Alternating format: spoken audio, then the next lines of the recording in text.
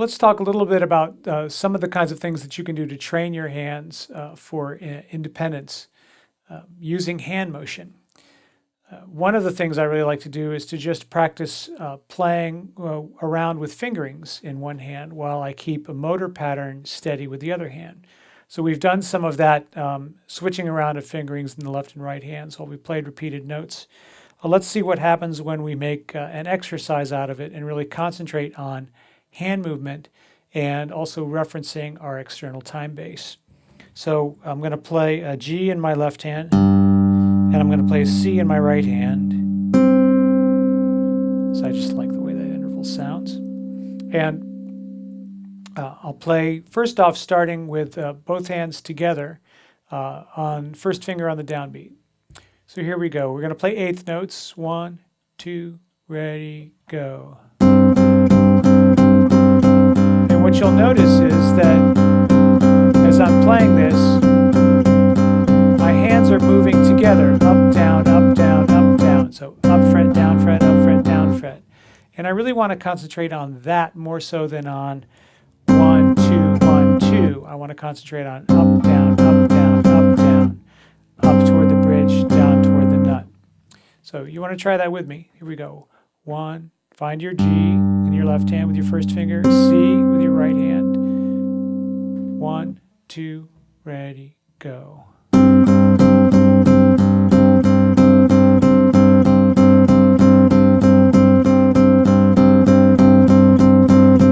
Now as I'm playing this, the movement of my hands is taking care of the release of the notes. I don't want it to sound like this. I'm not after a staccato sound, I want a nice legato sound with no gap in between the notes. So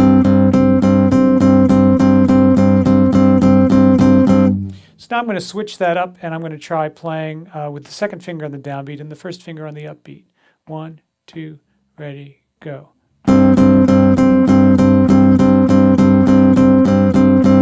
So you'll notice that the movement is reversed. I'm going down fret, up fret, down fret, up fret, down, up, down, up.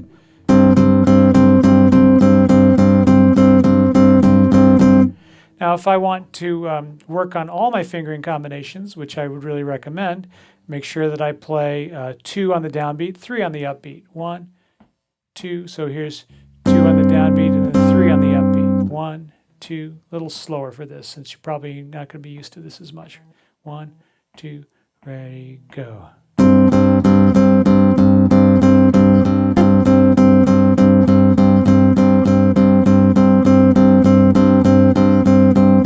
let's try 3 on the downbeat and 2 on the upbeat. 1, 2, ready, go.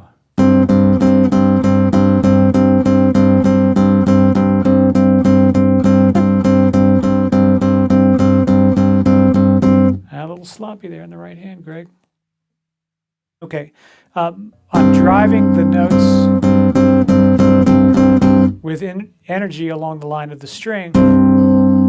That gives me a lot of control and it gives me a really nice big fat sound too.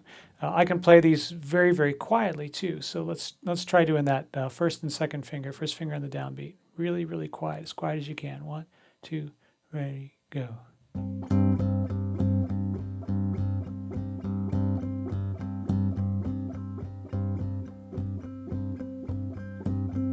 And keep a nice, quiet, low level. By concentrating on dynamics, we start to give ourselves the ability to forget about fingerings, which I think is also a really important step. Think about what is the musical statement that you're trying to make. If you keep that in mind all the time, then any exercise that you're working on will become much more about controlling the sound that you're getting as opposed to which finger are you using. So the sooner you can get to that place where you're concentrating on what's my dynamic, what's my intent, in terms of the musical statement I want to make, the easier the rest of this stuff is going to become because it's going to sublimate the fingering and the mechanics and it's going to put your mind on the expressive statement. And that's ultimately where you want to be. When you're performing, you want to be thinking about how am I playing the notes, not so much, gee, am I going to use this finger now? What's the right place to play the note? What finger do I want to use? Really what you want to be thinking about is how am I playing the note? So back to this exercise, then what we want to do is we want to start mixing up the fingerings. So I'm going to play, now I'm going to play with my second finger on the downbeat in the right hand and my first finger on the downbeat in the left hand. So here's my time base. I'll slow this down because I want to make sure that we can do this together, and we'll just keep moving forward. So 1, 2, 1, 2, ready, go.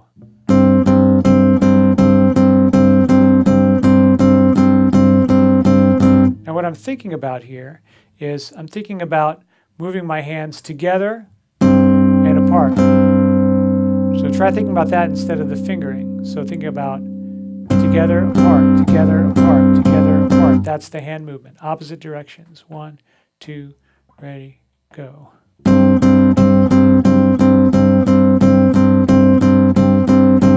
Now let's switch it. So let's play with the second finger on the downbeat in the left hand and the first finger on the downbeat in the right hand. 1, 2, ready, go.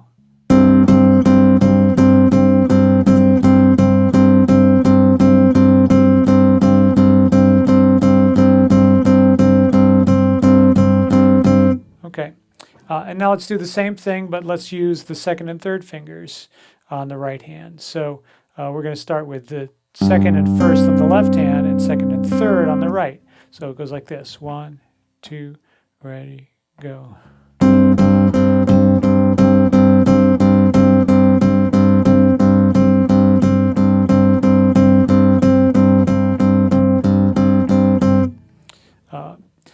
There's all kinds of different combinations that you can work on, and I don't want to spend time on this video going through all of them.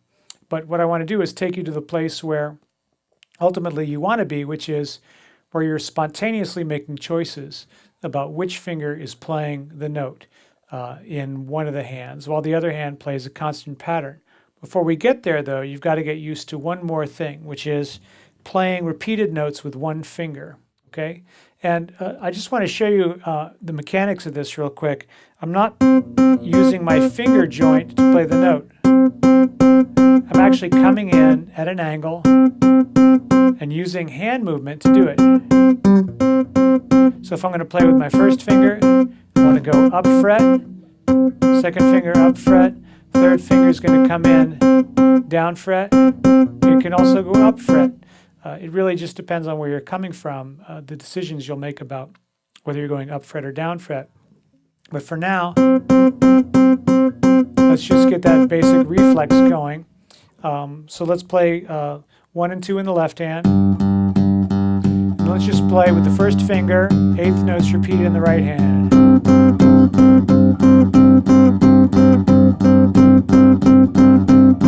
If I really concentrate on hand movement instead of, I find it really hard to get my timing to be the same when I'm using finger movement. But when I think about hand movement,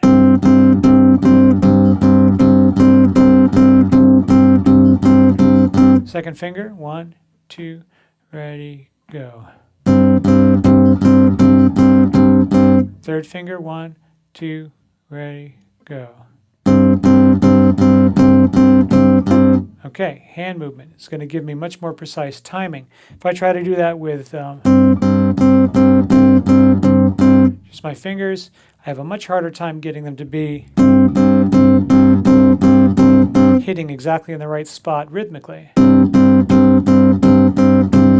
I think it's much more precise to play with hand movement, driving the notes. Okay, so I get my motor going in my left hand. Then I want to play a pattern in my right hand. Spontaneous pattern, just choosing fingers to play the notes. So for example, 1, 2, 2, 3, 1, 2, 2, 1, 3, 3, 1, 1, 2, 3, 1, 3. Something like that, where I'm just telling the hand which finger to play the notes. That way I'm guiding the hand with my mind while I play a motor pattern in my left hand that I'm not thinking about. So let's slow it down a little bit, and you can give this a try. Just come up with whatever pattern of notes that you want. Keep it simple, but make sure that you're guiding your hand. Well, hold on a second. How do I make sure that I'm guiding my hand and not just saying what my hand already wants to do? Well, there's a couple of strategies that you can use for that. One of them is to actually write down a sequence of numbers and read that sequence of numbers. For example, 1, 2, 2, 3, 1, 2, 3, 2. Okay, let's try that. So 1, 2, 2, 3, 1, 2, 3, 2. 1, 2, 2, 3, 1, 2, 3, 2. 1, 2, 2, 3, 1, 2, 3, 2. 1, 2, 2, 3, 1, 2, 3, 2. 1, 2, 2, 3, 1, 2, 3, 2. So I'm playing a pattern that is a regular pattern that doesn't have any relation to what's going on the left hand. If you want to practice this, write out a sequence of different numbers. In fact, here's a few that you can try. I'll just post them up here for you. And you can try these different fingering combinations. Just pause the video and look at the numbers and go through that sequence. The thing you want to remember is do this with the left hand playing the repeated notes with changing the fingers as well, so that you're working on concentrating on your left hand independently, not just on your right hand independently. So to do that, I play a motor in my right hand. And I'm not as good at this as I am with my right hand, so I got to practice this. It's good to be honest, it's good to know your limitations, what you need to work on. So let's see if I can remember that same sequence I just had.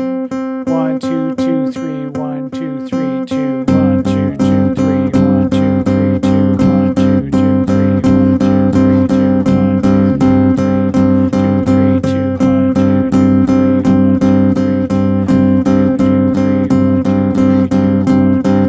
3, 2, 3. Okay, so I'm really concentrating to get that down. But that's the idea, is that you're not thinking about what's happening in this hand, but you are thinking about what's happening in this hand. So that's called fingering independence, and it's just one element of independence. So there's harmonic independence, and there's rhythmic independence as well. To practice harmonic independence, what we might do is to say, I just want to practice the same fingering, but I'll change a couple of the notes here and there, keeping the fingering the same. So again, I want to always make sure that I have my time base going, because the idea here is we're practicing hand movement. We're not trying to get the fingers to function independently of each other. We're trying to get the hands to function independently of each other. So let's vary what's happening in the right hand by changing some of the notes. So I'm just going to play C, C, C, C, C, C, C, C, D, C, E, C, F, C, E, C, D, D, E, F, E, D. And what's nice about this is it actually changes up the hand movement there when I go to the D. So instead of this up, down motion the whole time, I'm going up, down, up, down, up, down, up, down, down, up, up, down, up, down, up, down, up, down, up. Okay, so it breaks up the sequence from the up, down, which is a nice thing to do because musical situations are not really very regular and predictable. We're going to find that a lot of times the fingering motion that we're going to make is going to take us in a direction that we don't expect. And especially considering the fact that the right hand can move in two directions to play almost every interval that we're going to encounter. So for example, I could go that way to play the D, or that way to play the D. I have a choice. I almost always have a choice unless I'm running out of strings or running out of frets. So let's just try that little sequence with the D down here. We get our motor going on in the left hand. And again, we're not changing the fingering. Both hands are moving basically 1, 2, 1, 2, 1, 2 the whole time. So we go 1, 2, ready, go. C, C, C, C, C, C, C, C, D, E, F, E, D, C, C, C, C, C, C, D, E, F. Okay. Well, let's see how it feels if we play that D in the other direction. 1, 2, ready, go. C, C, C, C, C, C, C, C, D, C, E, C, F, C, E, C, D.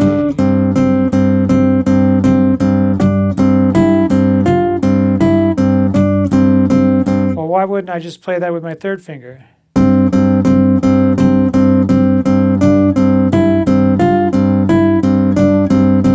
That seems a lot easier, Greg. Well, the reason is because we want to practice the things that aren't easy. We want to practice the movements that are tricky, because those are the things that are going to trip us up when we're trying to arrange a piece or when we're trying to play a solo.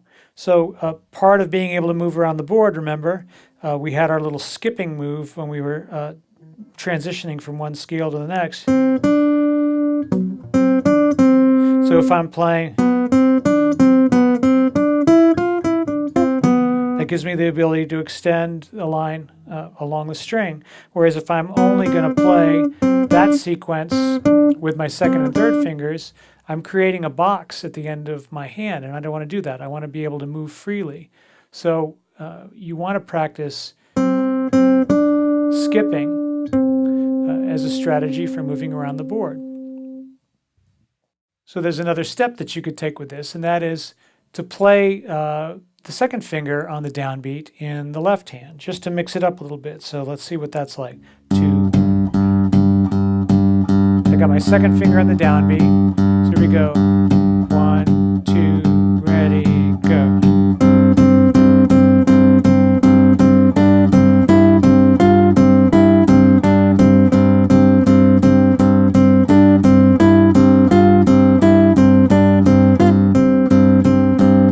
Sloppy there, Greg.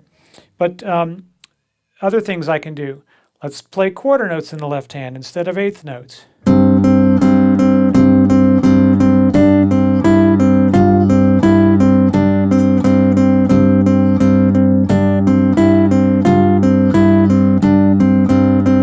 Okay, but now remember what we said earlier about wanting to use our time bass with a different beat than exactly what's going on in our left hand. So I might want to use quarter notes in my left hand, half notes in my left foot, and eighth notes in my right hand.